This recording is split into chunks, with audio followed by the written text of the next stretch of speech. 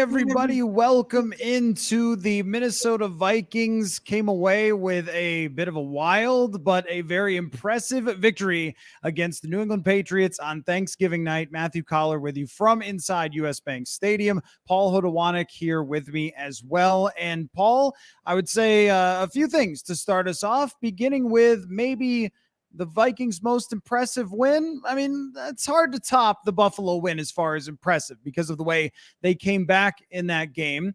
But this one, there was nothing fluky really about this. They were helped out by, a penalty with roughing the punter. But aside from that, they let offense drive the success of this game. Kevin O'Connell very, very impressively bounced back from getting romped by the Dallas Cowboys to putting together a tremendous game plan that right from the outset of this game, they go down, they score 7 quick points, and it seemed like the offense was clicking all the way through. They were able to get the ball to Justin Jefferson on numerous times, who it was not quite Randy Moss on Thanksgiving, but this was a very, very memorable performance by Justin Jefferson, who drove this victory. They did not let Bill Belichick take him out of this game. They got other people involved. TJ Hawkinson, Adam Thielen catches a key touchdown. But the biggest takeaway for me is against an elite defense in the New England Patriots, that the Vikings offense was able to rise to the challenge and make adjustments in just a couple of days. I mean, that was the challenge that we essentially presented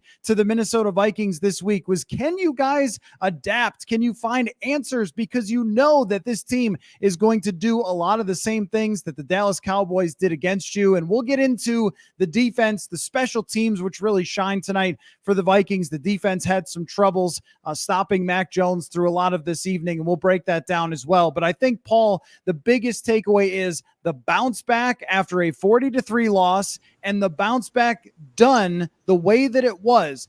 Changes in the scheme, getting the ball out quickly, finding ways to get it to Jefferson, not letting the fact that you had a backup left tackle versus the NFL's leader in sacks make a very big difference in this game. And yeah, there was a play here or there. There was a sack in the red zone. There was a holding in the red zone, but it was not throughout the entire game that it was a problem like it was against Dallas, or even going back a couple of weeks like it was against Washington. And if this is the version of the Minnesota Vikings that we're going to see down the stretch, and when they face good defenses that are able to game plan against them, they can beat, would you say, almost anybody? I mean, New England is a pretty formidable opponent, and they played offense like a team that has a great offense, even though they hadn't so far this year, but they certainly played like it for most of tonight. But I think that is the number one theme of the evening, was Justin Jefferson unstoppable, Kevin O'Connell adapting, and there's a reason why these players have been buying into Kevin O'Connell really from day one. Yeah, I don't know if I can call it the most impressive victory of the Vikings season. I have a lot of things to say, not many of them good, about the Vikings' defensive performance in this. We'll get to that at some point. But if you're just talking about like kind of bouncing back mentally from a absolute drubbing to the Cowboys, this was certainly that.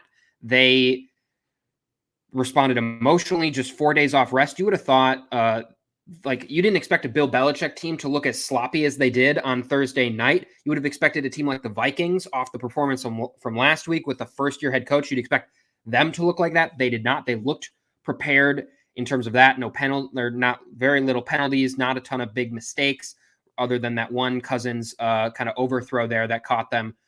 So yeah, in that sense, impressive just how they're able to bounce back after what really could have been kind of a season-defining loss against the Cowboys, and how that could have spiraled your team. You have a negative point differential and you're 8-2. Like, history wasn't on your side at that point. So them bouncing back, I think, is important. The offensive line allowing only 1 sack after 7 sacks of Kirk Cousins the week before. That's obviously big, especially with Christian Darrisaw back.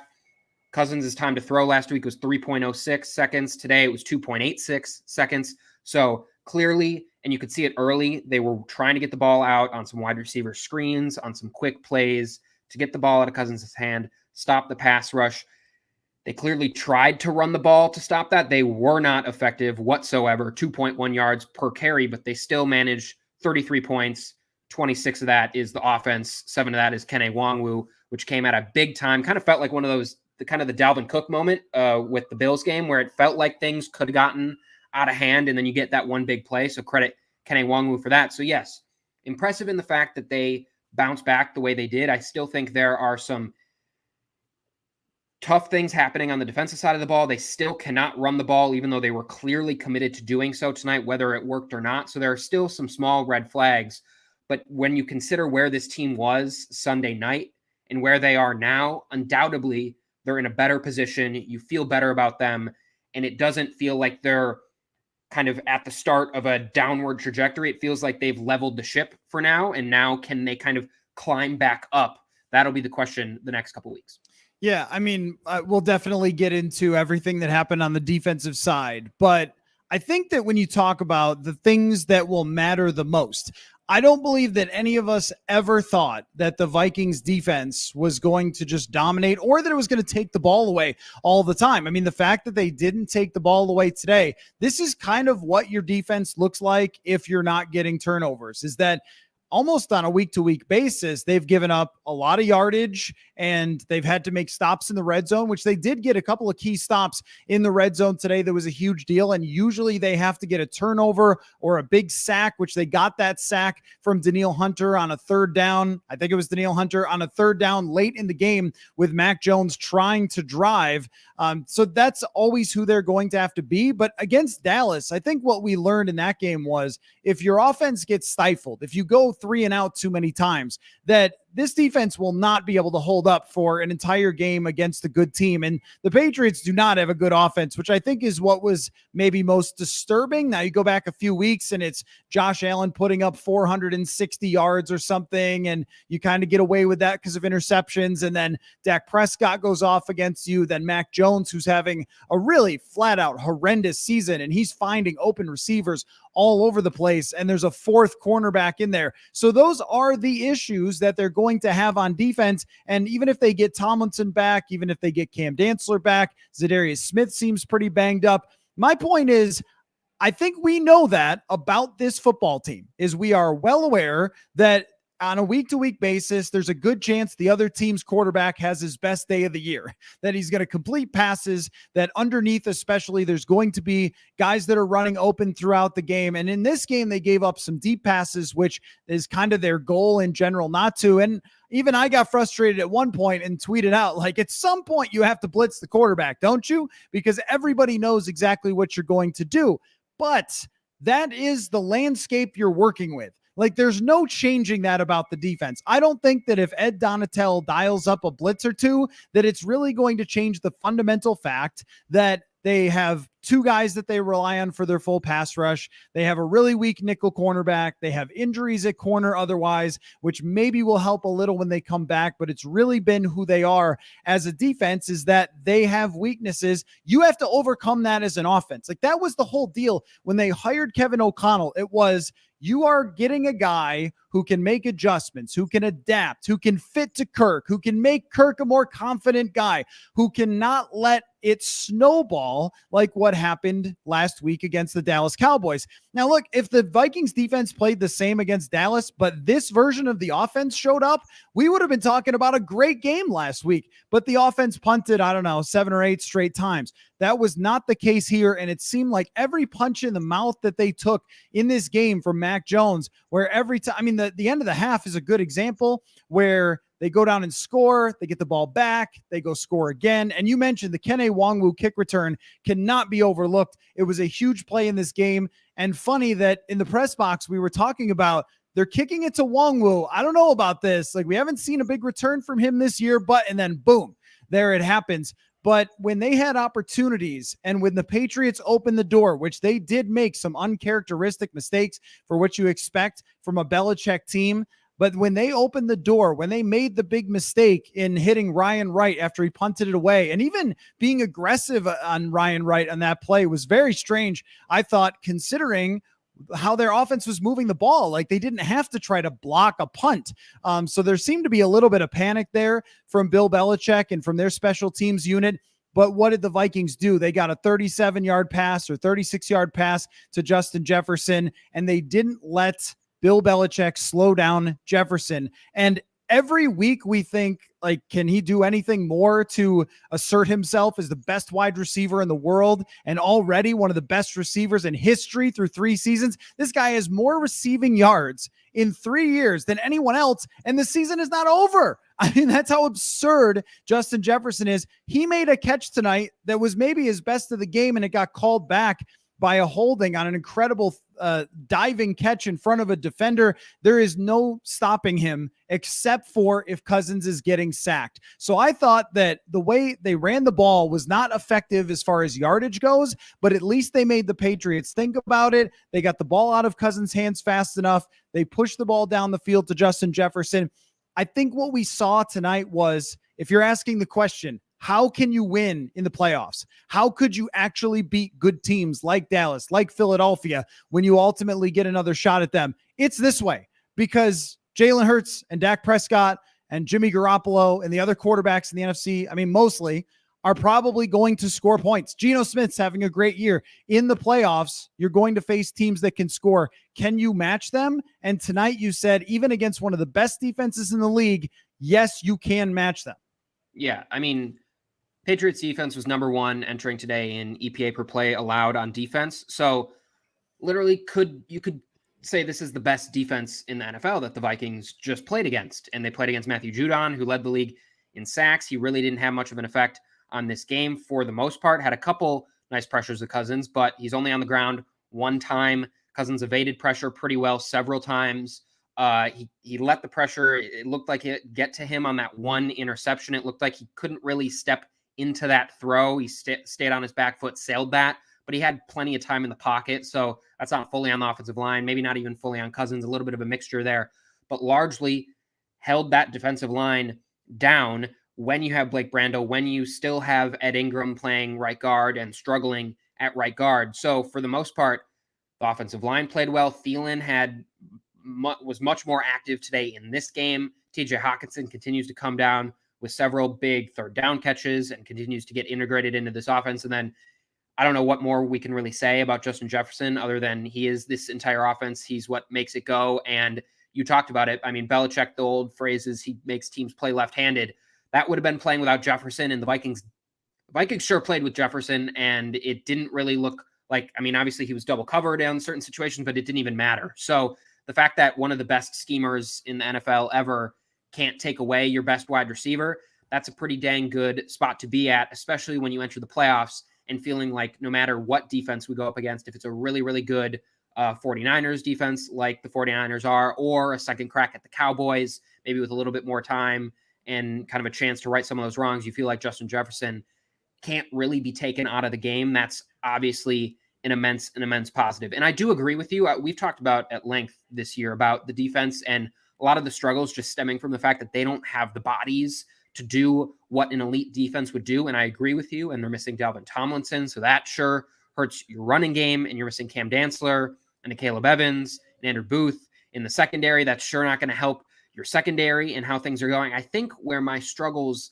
lie on defense is regardless of if they're playing well or opponent or really a lot of these factors, the Vikings defense is basically playing the same way, like over and over and over again. They're not really adjusting for personnel. So I get the fact that they're already kind of tied with one hand behind their back on defense. Like, I acknowledge that there's only so much you can do. And you saw today, if they're not getting a pass rush, what that looks like. And probably this game, more than any, felt like I really got a sense for how important Zadarius Smith has been to this team, because you're seeing when he isn't a game wrecker, which you just can't expect him to be every single game. These are maybe the results you're going to see, but the not willingness to blitz, I think, again, is just more of a matchup thing to me than holistically. Mac Jones, by PFF grade, 38th out of 39 quarterbacks when pressured. When blitzed, he's 36th of 39 quarterbacks. So when he's pressured, when he's blitzed, he does not perform well. And you saw when they finally brought 5 rushers on the 2 third downs where they kind of gotten way up on the line, they sacked him or created pressure on both those looks. So it's not like when they blitzed, they were ineffective. The few times they blitzed, they were effective. And so, yes, Donatel dialed it up at the right time. It just feels like if you're getting kind of beat over the head over and over again, and the one semblance of your defense is bend, don't break, but you were breaking for some big plays. Like that feels like, okay, we're not even containing that. Let's try something. So I think it's less the performance and it's more just the not willingness to adapt to the team you're playing. If you're going to blitz any quarterback, the data shows blitz Mac Jones. And so I guess maybe coming off a short week, you don't have all that dialed in. Like there are excuses, sure, and there are reasons that you can explain why they didn't do it. It just felt like when they're continuing to score over and over again, just try something new. And it doesn't feel like the defense has done that. So I think that's where my frustration lies with the defense. But if we're talking offensively, Cousins had one of his best games, almost 300 yards, 3 touchdowns. So there are certainly sustainable aspects to this game. There are just some of those small things on defense that I could have gotten much more excited about the win if they were doing those things. And I think in the playoffs, even though some offenses are just going to score, even if you have a good defense, you're still got to make a stop at some point. And if Mac Jones is beating you, the quarterback that had only 4 touchdowns to 7 interceptions and didn't ever really look like he was close to turning the ball over, like if he's dicing you up, that's not a good omen for the playoffs. And so that's where my hesitancy comes in, but I won't take away the fact that they won under tight circumstances after a rough game. Like they deserve all the flowers for that. I just wouldn't call this a dominant win or the most impressive win because they still seemed so deficient on one side of the ball. Yeah, I think that if they had played defensively even halfway what we expected in this game, with the way that New England's offense was struggling so much, they've been one of the worst offenses in the league, and they put up 3 offensive points against the New York Jets just last week, and that's been closer to who they are. I mean, Mac Jones came in with more interceptions than touchdowns, which in the year 2022 is literally hard to do in the NFL. I mean, with so few people throwing interceptions and, the totals for quarterbacks being what they are, it's hard to be that bad. And yet that's where Mac Jones was coming into this game. And yet he looked like the most confident quarterback in the league until the very end of the game when the Patriots sort of botched it 50 ways sideways, including for some reason trying to return a ball on a punt that went to the 2-yard line. If it goes out of the back of the end zone, dude, you get it at the 25. Like, where did you think you were going? You don't with waste that? time. Time was like of the essence. Like a few seconds matters at that point. There were definitely a few times in this game where I was very surprised by the Patriots, 2 face masks and so forth. That, I mean, why? But hey, look, Tom Brady isn't here to paint over every single one of your deficiencies. I get what you're saying about the defensive side, and I totally agree with, look, you have to change up something. Like, you can't continue to just do the same thing over and over again and allow opposing quarterbacks to put up the type of numbers that the last 3 weeks that they have. And I think we're also seeing how important Delvin Tomlinson was to the operation, because for the most part, until there was an injury in the backfield, the Patriots really ran the ball very successfully. And if you run the ball, you can run play action. I mean, it's the same conversation we have all the time. And Mac Jones was able to stand back there with no pressure whatsoever. I would also add that Zadarius Smith, even walking off the field, looked very ginger. If you need to rest him for a week against the Jets, with the loss by the Detroit Lions today, you are so far cruising ahead of every other team. Get Zadarius Smith right.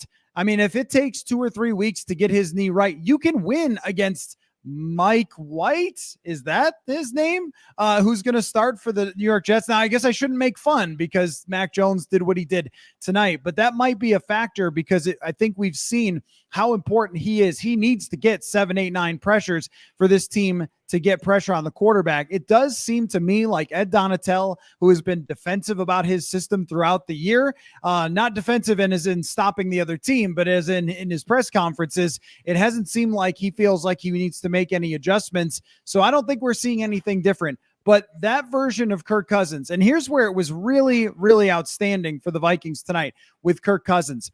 He throws that interception. And what do you think everybody on Twitter said? Uh-oh, here's primetime Kirk throwing the ball away. Just a little side note, by the way.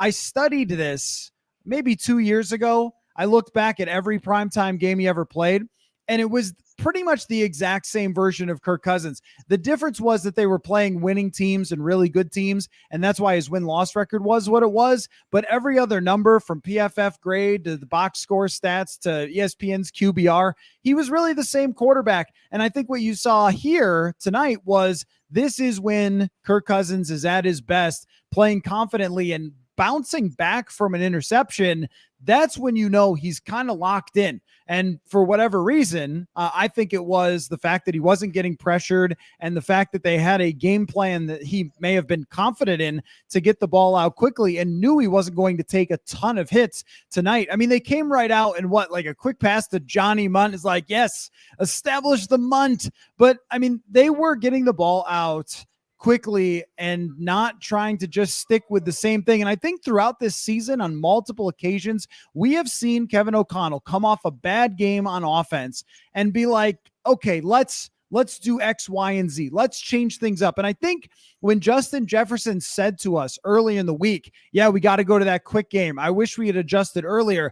There was one interpretation that was like, oh, is he kind of like calling out Kevin O'Connell? But I think he was actually telling us what Kevin O'Connell had told the team, which, maybe he doesn't want his wide receiver telling everybody what their plan is for the next week. But to come out and actually execute that and for Cousins to bounce back, it is a different version of Cousins as far as his personal confidence. I think we've seen that all year, and one really, really bad loss doesn't entirely change that. And if we're asking what is the difference between this year and other seasons with Kirk Cousins, I mean, that's the thing that I see that's different, that being at every game and visually you can see it. And the conversations with Kevin O'Connell throughout a game, even Justin Jefferson talked in the locker room tonight after the game, and he said, it's really important that throughout a game on the sideline, I can go to Kevin O'Connell and he can come over to me and he can say, hey, on this next drive, look for this. I want you to look for this look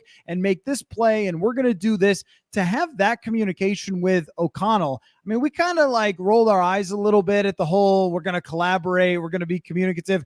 But it has mattered to the players. In a game like tonight, I think we really, really saw that. But we also saw, and this goes for offense and defense, it's the players. If you have Justin Jefferson and they don't, you win and they don't. I mean, Jacoby Myers got hurt right away. I thought that was a bit of a factor in some of their situations that they were without him, although they didn't struggle much to throw the ball. But when you have Justin Jefferson, you are never out of a game. You can outscore anybody in the NFL. You can beat the number one defense. And a major part of it has to be Cousins pushing it downfield to Cousins, regardless if he wants to or not. Just do it. And Jefferson has said repeatedly throughout this season, and he said it again tonight, that the receivers continue to go to Cousins and to encourage him and say, keep giving us chances. And they were able to do that tonight. I also didn't think, Paul, and this is maybe another factor of, hey, what does this mean for the bigger picture? I did not think it was the one-man show. I mean, it was a show for sure for Justin Jefferson. And this one goes down, if you were at this game tonight, you're going to talk about that for a long time with Justin Jefferson. But Thielen catching a touchdown. You mentioned TJ Hawkinson getting a couple of big plays. I thought that was important. Hawkinson had a really rough game against the Dallas Cowboys, but again, we see him in the third time in 4 games, gets a third down catch or gets a goal line catch or something that was the reason that they brought TJ Hawkinson here. And it's that kind of all around performance. And again, I would still give them credit for running the ball the way they did, even though they were not good at it, because sometimes you just have to keep pounding away at a team to give yourself one opportunity to set up a play action or something like that. I think that is something they have to do, that they can't just say, well, the other team slowed us down a little bit in the run, because usually Dalvin Cook does break one. He didn't tonight, but usually he does. But I think this was maybe the first time all season where you could go through the roster and say, you know what, the offensive line came up pretty big today for the most part. And Dalvin Cook was really involved. And they worked it to multiple different receivers, except for KJ Osborne still is a mystery. But an all-around offensive performance, not just hey, these 2 or 3 drives, and then they had to come back in the fourth quarter. It was really throughout the entire game, which has been the biggest issue of this season. Yeah, I forget what drive it was on, but it was a 3rd and 9, and Hawkinson just made a nice, it was a post route, it looked like, or an out route, and he just caught right up against a defender. Cousins kind of fired one in there, and Hawkinson grabbed it, kept the sticks moving. It's just those types of plays that you weren't going to get from an Irv Smith probably, and then Adam Thielen gets 10 targets to Jefferson's 11, and he catches 9 of them, I believe. So a nice Thielen game as well. He has said, I believe he said this week, it's the healthiest he's felt in a while. And so you're hoping that can continue, although he did walk off with the sideline early in this game. I think it looked like with a slight little nagging leg injury. So you're never quite fully healthy at this time of the year. But if he can be more of a difference maker, and he was wide open in the end zone on his play that Cousins found him on. So those are the important parts. And I agree with you to an extent on the rushing attempts. It's just another game of them not doing it very well. And so I would love to get a full breakdown on how important it is to run the ball to set up the play action, because that's the whole thing, is you run the ball to set up the play action.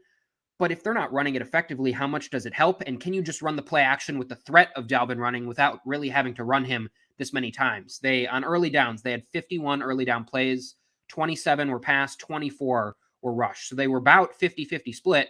But on those plays, on rushing, they were negative 0.32 EPA rushing and positive 0.39 passing. And they had a 21% success rate running, 67% pass rate passing. So I understand the need to run the ball, but this is now several weeks of really, really struggling. And so I know O'Connell talked about it post-game, and it's kind of a general football thought. You need to run the ball to set these things up.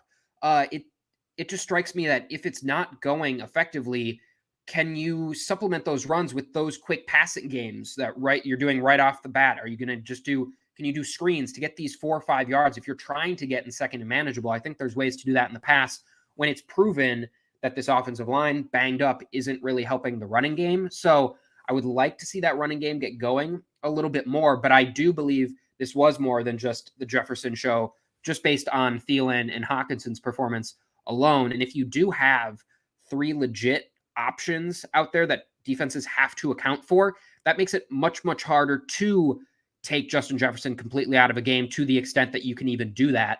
But it becomes much harder to, double him, because there's going to be an opening somewhere else. And Jalen Reagor makes a play at one point, and KJ Osborne makes a play wrestling a ball from a defender at one point. Like, you're getting small help from kind of your really tertiary pieces. And then the primary, secondary guys stepped up today. And that's how you get an offense to score 33 points and really look like it was firing, other than that one drive where Cousins obviously turns the ball over. So yeah, I think an encouraging point for the offense, and encouraging in the fact that they made those quick game adjustments on 4 days. I mean, they lose Sunday. They're just walking through on Monday. They get a practice on Tuesday. They're not really doing much on Wednesday. Like, that's not a lot of time to do and kind of change your philosophy. The Vikings weren't a really massive quick game team this whole year. That wasn't like their bread and butter, and they clearly had more emphasis on it today. So them being able to do that on a short week, it being effective, them not having a ton of penalties with it or mistakes with it, those are all big pluses when you consider where they were just 4 days ago and where they got to now. Yeah, I think with the running point, what we've seen over Kirk Cousins' career is, maybe there might be arguments or studies or something that show that you don't necessarily need to be establishing the run for play action. But I also think that every broad statement that stats make doesn't apply to every situation. And I think that what we've seen throughout Kirk Cousins' career is when Dalvin Cook is humming, which he wasn't really tonight, but they kept making them think about it. And the other thing is too, that if you show a look enough times, and I know that there wasn't like some massive play action touchdown tonight, but there were a few really effective play action plays. I'll look at the numbers tomorrow, but it felt that way. It felt like, they can run play action against this team and have some space to throw to open wide receivers. You show them something, a look. You get CJ Ham back there, for example, and then you hit him with a run, and they start to recognize a look, and then you hit them with that play action. And with Dalvin too, he draws a lot of attention. Everybody looks at the data and sees 5 yards of carry from this guy. They see an 80-yard touchdown run. And I don't think it's been the same level of play-to-play effectiveness. Success rate is a stat that you like to cite a lot, and it hasn't been a consistent success rate for the Vikings. But 5 yards of carry is pretty scary to a defensive team. And it's also, every time you run is another down. You're not getting sacked because of the pressure. And I think it does have an impact in how you can pressure Kirk Cousins specifically, because so much of it is up the middle. I think offensive linemen really enjoy the run blocking. This is kind of the strength of this team in their offensive line is run blocking. So it gave them opportunities to have a break from that, from pass blocking over and over and over and over again with a left tackle who, is playing his second or third career game against, in part, I thought that they were going to line up Judon over him more often, but in part, the NFL's leader in sacks. So that is going to be a thing with Darisaw out that they really have to do. And there's also just that home run play that throughout the season, most of the time, they have needed, in order to win, a home run play. And they got it from Delvin in Buffalo. They didn't get it against Dallas. They got it from Kene Nwangwu today. They got a few of them from Justin Jefferson. But Delvin Cook is certainly capable of that. So I lean toward them needing to be a balanced offense, needing to run more, that they have leaned very heavily throughout this season into early down passing game, which the more you do it, the more it's a tendency, the more it's an opportunity for the opposing team to prepare for it, because they all know all of your tendencies. So if you even kind of break that with a little more running, I'm okay with it, even if for a game it isn't successful. If you run for 2 yards a carry every game, well, of course, it's going to be miserable. But normally there's a big one that breaks in there. But I mean, that's not really the headline. But to me, it's just you needed to come back and not panic and also not do the same thing you just did. So if you didn't do either one of those things, you had a chance to have a really good offensive performance tonight, and I think that they pulled that off. It is also worth mentioning that I was pretty surprised by some of the things that the New England Patriots did this evening. I mean, even on defense, I thought that they weren't all that aggressive. They threw the occasional blitz, but it was a lot of, maybe not as confusing looks as Bill Belichick is really known for. And, maybe that had to do with the short week, but I don't know. Or maybe it just was a game plan where they thought, hey, Dallas just rushed 4 and got after this team, so we're going to do the same thing. But when they were able to pick up some of those blitzes and had a good plan for them on the short game, there just didn't really seem to be an answer, or it didn't seem to be quick pressure. So that opened up the door for the Vikings. And then, the special team stuff, I think the Vikings took advantage of it. And this is where, again, when we're talking about where they have to win, they have to get those big special teams plays. They have to get a great punt from Ryan Wright at the end of the game. They have to get that kick return for touchdown, because they have this glaring weakness called a defense that is going to continue to be a problem. And I don't know that there's any adjustment they're going to make, but they can, Paul, I think, get better from this or after this, with Delvin Tomlinson coming back. At some point, Cam Dantzler is going to come off of injured reserve, and Caleb Evans will return. I don't know what the deal with Andrew Booth Jr. is, but it seems like he's not going to be an impact player on this team. They did attack the heck out of Duke Shelley. I give him credit for making one play that mattered. And actually, again, the Patriots, the weird decisions. They didn't go for a 4th and 1 that, maybe they would have been able to fall forward. They didn't take another shot at the end zone at the end of the half and just said, one fade pass is enough. That's fine. That was really surprising to me as well. And, but Duke Shelley made the play that he needed to make. But if this is the version of the defense that you're going to see health-wise, it is going to be a problem. But it shouldn't be. I mean, who knows the rest of the season, but they will get some of these guys back as they go forward and have maybe a little better chance to hang on. Yeah. And as we've had with a lot of the Vikings games this year, there are points you can point to of, wow, like the other team really screwed up to help them. That obviously happened with the penalty on the punter. It happened with just allowing a kick return. Obviously that's a lot on Nwangwu, but it's also pretty much every kick return touchdown has some deficiencies from the other side that lets you get there. They had some numerous face mask penalties. They had the one unnecessary roughness penalty, or the targeting penalty. I don't know what they particularly called that, just unnecessary by them. There was a play at the end of the first half where Hunter Henry should have just run out of bounds. He doesn't. They have to call a timeout. Then at the end of the game, at the end of the half, when they want to keep throwing it into the end zone, magically they don't have a timeout. They have to go down and spike it and waste a ton of time. So they did that there. They did that on the last drive, not getting out of bounds. So there were certainly a lot of sloppy plays by the Patriots, but it's notable that the Vikings on a short week had none of that. The Patriots' performance today, I don't think is an outlier in terms of how teams normally look on a Thursday after playing on Sunday. I think that's generally a lot of the times how these Thursday night games go. And when people are complaining about how ugly it looks, it's usually because the Patriots are playing, some team is playing like the Patriots were. The Vikings really had none of that. So a lot of credit goes to them. But obviously, they get the one Hunter Henry pass in the end zone that is reviewed, comes back not a catch. That did look like it hit the ground, but it's just another one of those that really looked like a touchdown at the beginning. You aim in with slow-mo, then you find out it's not. So there were certainly things that can go either direction, but most of them were Patriots just not playing well. It wasn't really luck on the Vikings. It was just the Patriots playing badly and the Vikings, to their credit, taking advantage over and over and over again. And that's what good teams do when teams make mistakes. It's when you run into the puncher, you score on that possession. And they scored on that possession and they took advantage when they needed to. So a lot of credit to the Vikings in that aspect, because it's really easy to do that on short rest. And it's really easy to do that after getting blown out the way you did to the Cowboys. And there was really none of that at all for the Vikings. This to me was the biggest test that Kevin O'Connell's faced all year. I didn't feel that way about Philadelphia. It felt more like, okay, I mean, you lost to Philadelphia and we'll see where the season goes. A long way to go from here. But we have a big sample size and we've seen your strengths and we've seen your weaknesses. And we've also seen how one team came in and revealed all of your weaknesses at once, and that you didn't adapt during that game, during Dallas. And how do you build on that really mattered to me. And also, how did you have your guys ready? Because I think there was a thing in the years past where it was a lack of confidence. And it was are we going to do this? Or here we go again? Or are we really a good team? Are we not a good team? And I think it was maybe Adam Thielen who said in the locker room tonight that players showed up earlier for this game than they usually show up to the stadium.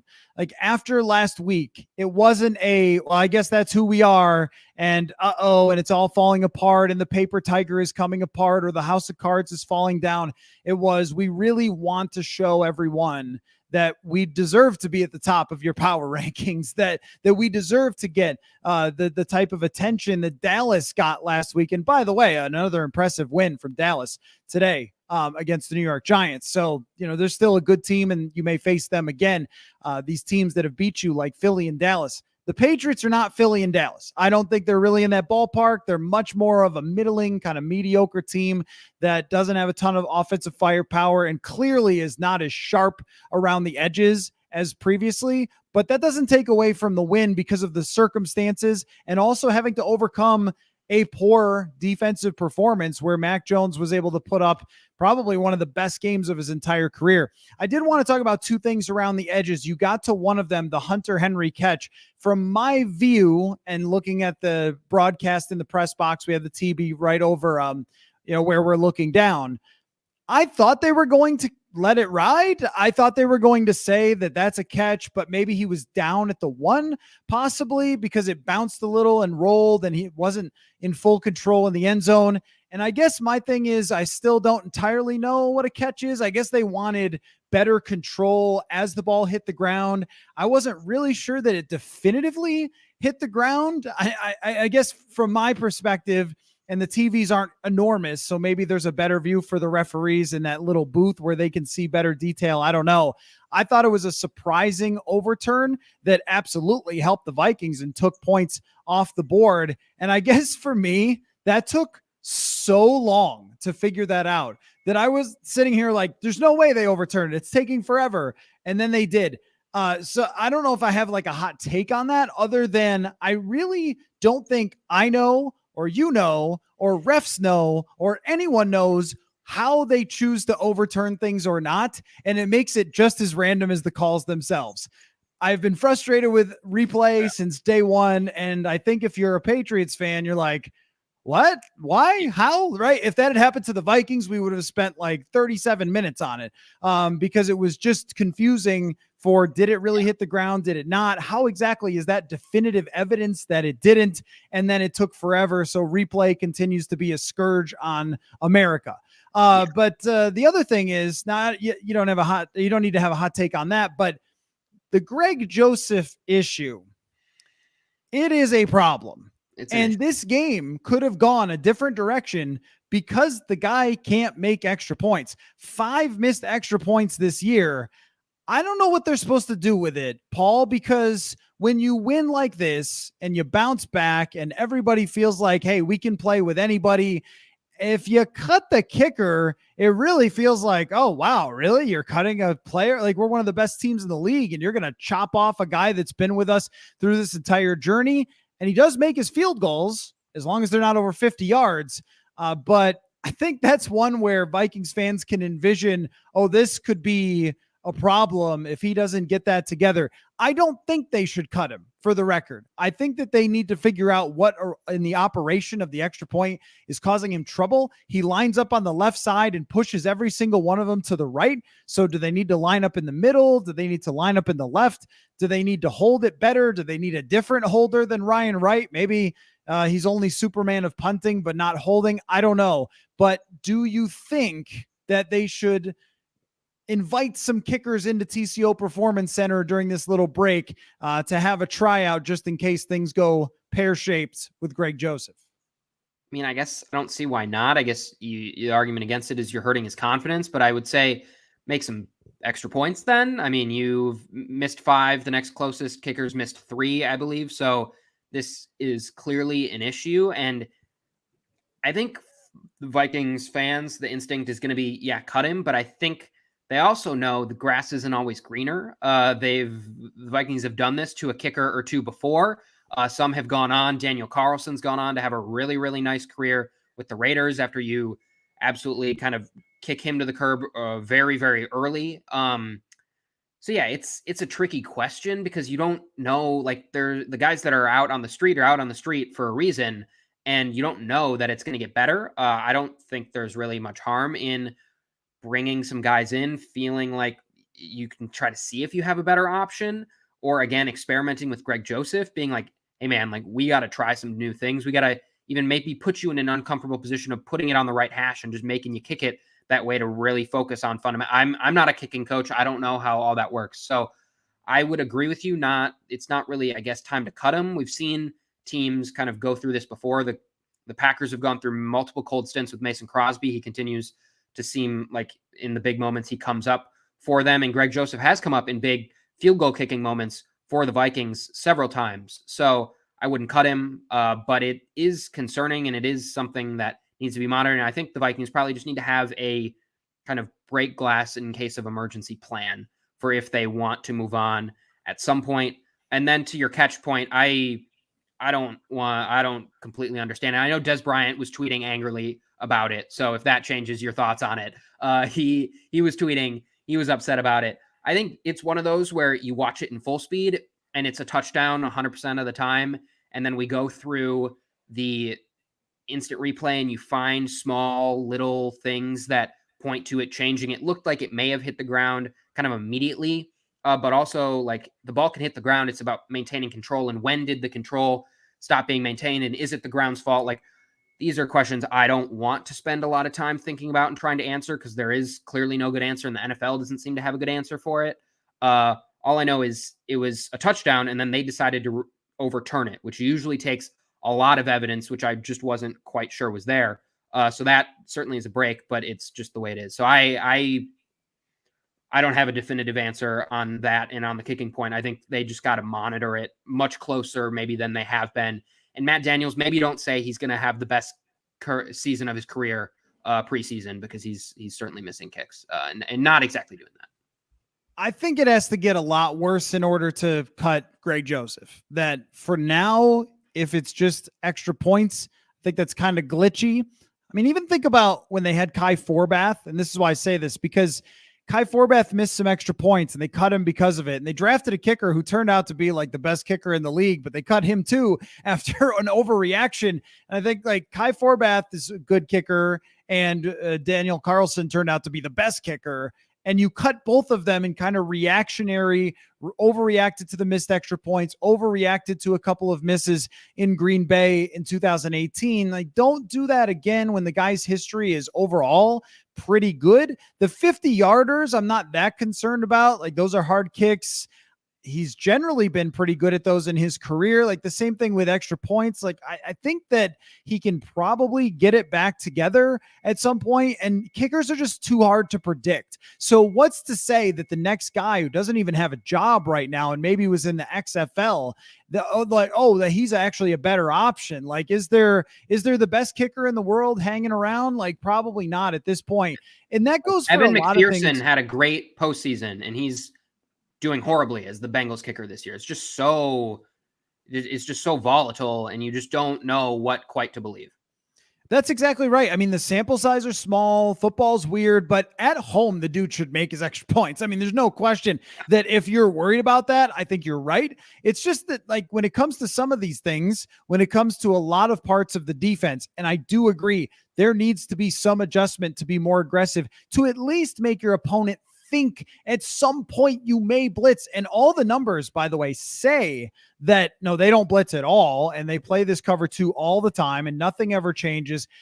That is concerning that they don't feel the need ever to adapt, even after what Dak Prescott did to them, and even facing a quarterback who is horrendous when he gets blitz, horrendous when he gets pressure. And you saw that on that sack where Danielle Hunter got him. He's horrendous in the pocket when he gets pressured. No pocket presence really whatsoever. But boy, if he stands there all day, he can deliver to wide open wide receivers over the middle or guys who have run past Duke Shelley. Like, he could certainly do that, especially with a backup corner in the game. It felt like it was time to blitz. And so the same thing kind of goes for their weaknesses there, that goes for the kicker, where I accept them. I accept them as weaknesses of this team.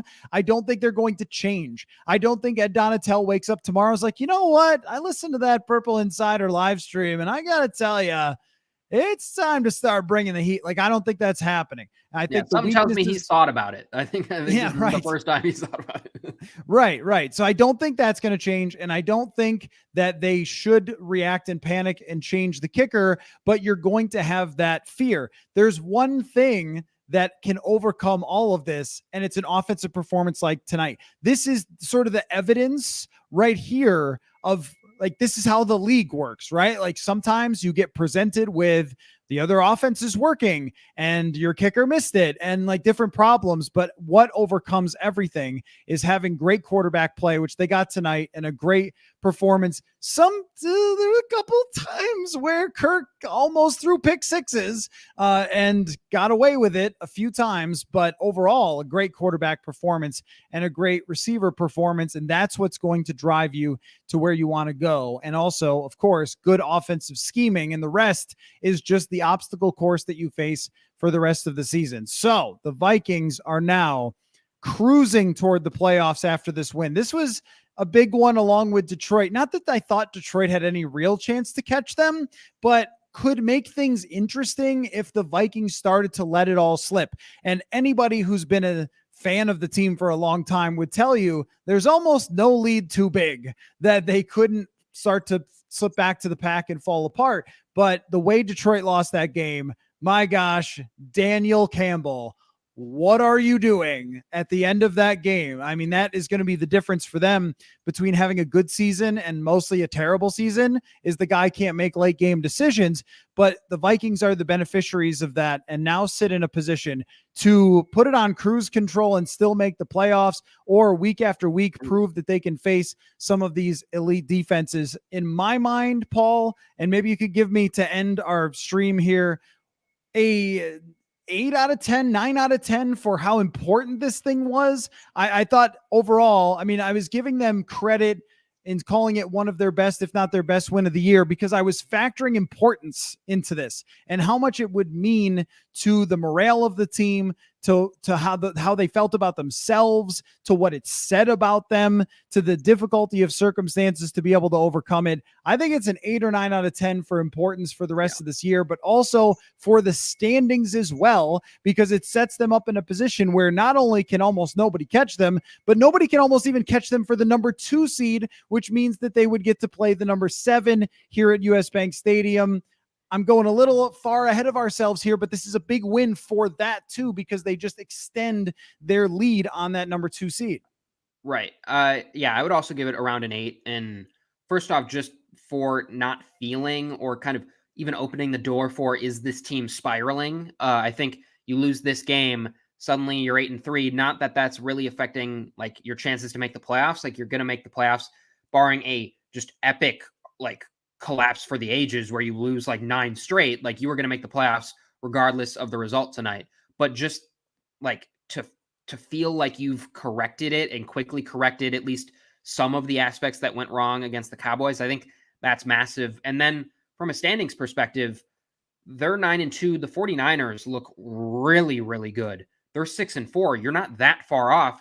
And the difference between the 2 and 3 seed is if both you win, you're playing each other, and that decides home field advantage. And that's a big thing for this team if they can have home field advantage. So I know they're still fighting for the 1 seed. That's still in the realm of possibility, especially if Dallas beats up on the Eagles in their next game. And Dallas has 3 losses. The Eagles only have 1 right now. So there's still a world where they can try to sneak in there. But I think importantly, trying to secure home field advantage for a potential second round matchup is also a big deal. And so you're keeping the 49ers at an arm's length in that race too. So I think if we're already talking seeding, more so even than the 1 seed, because I think that could still be out of reach for them at this point, trying to stay locked into that 2 seed where you're playing the worst NFC playoff team, which there could be a bad team in the playoffs and you could really get lucky, or not get lucky, but because you earned it, but you might just get to play a bad team at the 7 seed. And then you also get another home game. Like those are big things. So yes, combined with not feeling like you're going downhill and combined with the fact that this is a big one already for seeding, it's about an 8, I feel like, for this team. And they're headed back towards the right direction where they want to be, which was not the case 4 days ago. Yeah, the 1 seed, I mean, that's not out of reach because Philadelphia has shown some cracks in the foundation. They lost the game. They almost lost the game to the Indianapolis Colts. And if they lose 1 and the Vikings win, then it's like, okay, now you're tied, but they have the tiebreaker. And then it only takes 1 more. And they could go into the last weeks of the season in a race for that 1 seed, which is now absolutely massive. I mean, you get a week off, you get to play at home. I mean, everything is laid out for you. It's a huge reward. And so that's what they have to, play for the rest of the season. Not just do we make the playoffs, but can you chase down the Philadelphia Eagles, which would be huge. If they had lost this game, I wouldn't have said it was completely out of reach, but maybe mostly. And it would have felt out of reach if they had, say, like not scored a couple of times that they did and they lost 26-18 or something. I think we would have gone like, this offense just cannot take you to a 1 seed. You're going to get to the playoffs and then who knows, but it's going to be really hard with offense like this. But the fact that they could put up 33 and Wongwu's touchdown helps, and consistently show what they can do on offense and have Jefferson come back and dominate, have the offensive line hold up, like all those things matter to what we think for the rest of the season and where they could be in that seeding. And more than anything, and I know I've said it, but I'll say it again, just the mentality of the team to come back, to believe in the coaching, to have the coaching come through for them. That's such a huge deal. I remember a former player said to me one time, what players want from coaches is to draw me up a play. I mean, a lot of times they don't need a lot of motivation and stuff, and the culture thing, it does matter and whatever, but draw me up a play.